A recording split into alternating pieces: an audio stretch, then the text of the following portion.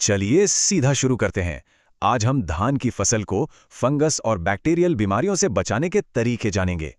आपको पता है, अगर सही समय पर ध्यान न दें तो हमारी आधी से ज्यादा फसल बर्बाद हो सकती है। हम बात करेंगे बीमारियों की पहचान, खेत की सफाई, मित्र जीव तैयार करना और इलाज के सबसे आसान तरीकों पर। ध्यान दें, शीथ ब्लाइट में पत्तों पर सांप जैसी त्वचा और फॉल्स स्मट में बालियों पर हरी गेंदें बनती हैं।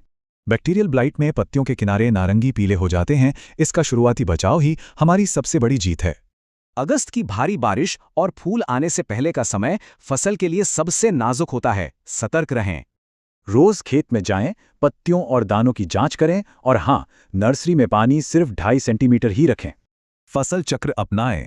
ध्यान रहे, ज्यादा नाइट्रोजन और 80% से ज्यादा नमी बीमारियों को बहुत तेजी से बढ़ाती है। खेत की सफाई से ही आधी बीमारी खत्म।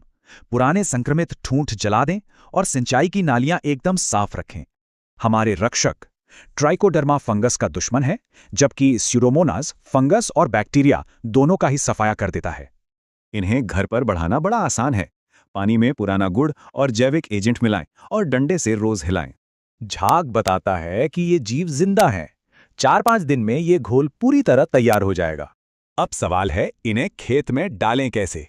इसके लिए हमारे पास 4 बेहद आसान और कारगर तरीके मौजूद हैं।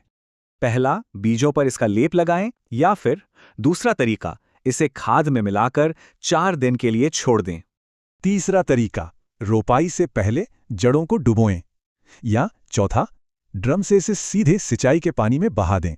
एक चेतावनी, रासायनिक दवाओं और जैविक रक्षकों को कभी न मिलाएं। ये रसायन हमारे सारे मित्र जीवों को मार देंगे। बस 4-5 दिन का नियम याद रखें।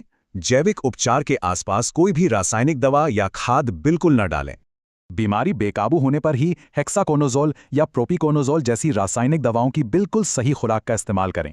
रोजाना निगरानी, साफ सफाई और सही इलाज, यही एक स्वस्थ नर्सरी और बम्पर धान की फसल का सबसे बड़ा राज है।